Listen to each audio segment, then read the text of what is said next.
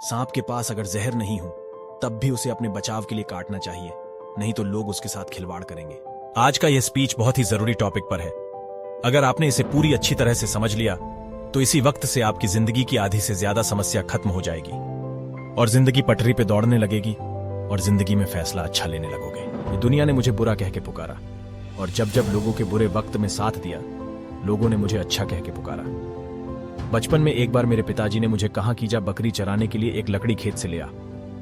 मैं एक कुल्हाड़ी लेकर खेत में गया और मेरा ध्यान एक बहुत ही सीधे साधे पेड़ पर पड़ा। उस डाली पर कोई कांटे नहीं थे और उसको काटना बहुत आसान था। उसी के बगल में बाबुल का पेड़ था जो पूरा कांटों से भरा था। मैंने उस पेड़ के पास में भी जाना नहीं सोचा। आखिर मैं अपने हाथों में कांटे क्यों चुभाऊं? अब इंसानों के साथ में भी बिल्कुल ऐसा ही होता है।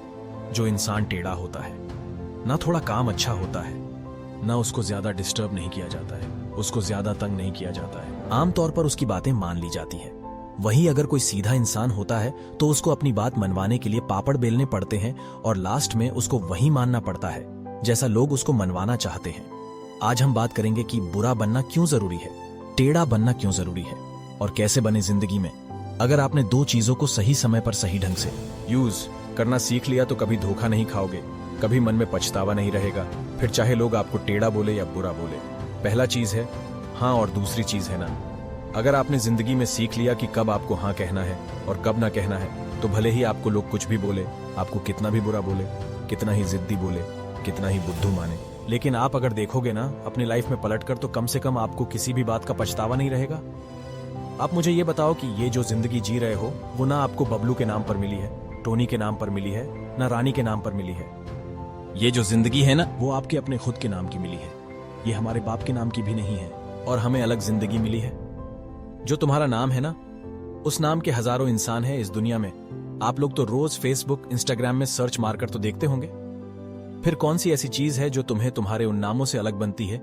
Your unique personality. और उसकी यूनिकनेस तब तक ही रहती है जब तक आप किसी और से अफेक्टेड होकर किसी और के बातों में आकर उनके जैसा ना करने लग जाओ। जिस टाइम पर आपने अपने येस और नो वाले डिसीजन को गिव अप कर दिया ना, उसी टाइम आपकी ये जो यूनिकनेस है खत्म हो जाएगी। अगर आपको लग रहा है कि कोई काम आपसे जबरदस्ती करवाया जा रहा है और उसमें आपकी खुशी नहीं है और वो आपकी नजरों में गलत है, तो उसको वहीं पर गुड बाय बोल दो। लोग आपको टेढ़ा बोलेंगे, बुरा बोलेंगे, बोलने दो। अगर आपको लग रहा है कि आपका फायदा है, किसी मासूम का नुकसान नहीं है, आपको खुशी मिल रही है, आप ग्रो करने वाले हैं, आपको लगता है कि उससे कुछ सीखने को मिलेगा, तो हाँ बोल सकते हो। आपका जो डिसीजन है ना हाँ बोलने का और ना बोलने का, वो टोटली आपकी मेंटेलिटी पर डिपेंड करना चाहिए। अगर आपको कोई आग में कूदने को बोलेगा तो कूद जाओगे क्या? नहीं कूदोगे ना। लेकिन अगर कोई आपका टाइम बर्बाद करेगा तो उसको अलाउ करते रहोगे, क्योंकि उसमें आपको तुरंत नुकसान नहीं हो रहा है। लेकिन अगर आप उसके कहने से आग में कूद जाओगे तो उसमें आपका तुरंत नुकसान हो जाएगा, तुरंत जल जाओगे। इसमें एक बात निकल कर आई कि आप ज्यादा दूर की नहीं सोचते। आप सोचते हो कि कोई प्रॉब्लम नहीं है, जैसा चल रहा है वैसा चलने दो। वही अगर आप ये सोचोगे कि यही टाइम की बर्बादी लॉन्ग टाइम में आपको कितना नुकसान दे सकती है, तो आप आज से ही गप्पे लड़ाना बंद कर दोगे, दूसरों के फालतू के कामों के लिए टाइम वेस्ट करना बंद कर दोगे। आपको ये लगा है ना कि अगर मैं मना कर दिया तो अगला इंसान मुझे गलत सोचेगा या फिर कभी मुझे जरूरत पड़ेगी तो साथ नहीं देगा। ये जो अकेले होने का फियर है ना, वही लोगों के हाँ को ना में और ना को हाँ में बदल देता है। और बदले में आपको क्या मिलता है? समय की बर्बादी और सामने वाला का काम निकल जाता है।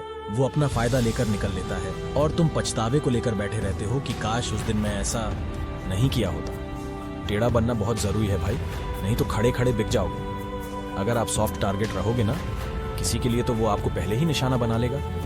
हाँ, मैं मानता हूँ कि सॉफ्टनेस जरूरी है दिल में, पर इतना बेवकूफ बनना जरूरी नहीं है कि अगला व्यक्ति कुछ भी बोल जाए और आप आंख बंद करके उस पर भरोसा करते जाओ। आप ये देखो कि अगर अगले व्यक्ति का नुकसान होता तो आपके साथ तो वो रुकता।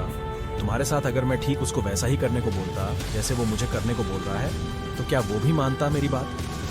क्या सामने वाला भी हमारी टाइम की इज्जत करता है, या केवल मैं ही उसके लिए अपना टाइम बर्बाद कर रहा हूँ? जैसा वो बोल रहा है वैसा करने से मैं किसी को हर्ट तो नहीं कर रहा हूँ, या मेरी इज्जत की तो वाट नहीं लग रही? जब भी हाँ और ना बोलने का समय होना, तो हर पहलू को ठीक से चेक कर लो। कई बार हम थोड़े से फायदे के चक्कर में सीधा बनकर अगले बंदे की बात मान लेते हैं, पर ये नहीं देखते कि उस थोड़े से फायदे के चक्कर में बाद में बहुत बड़ा नुकसान हो सकता है।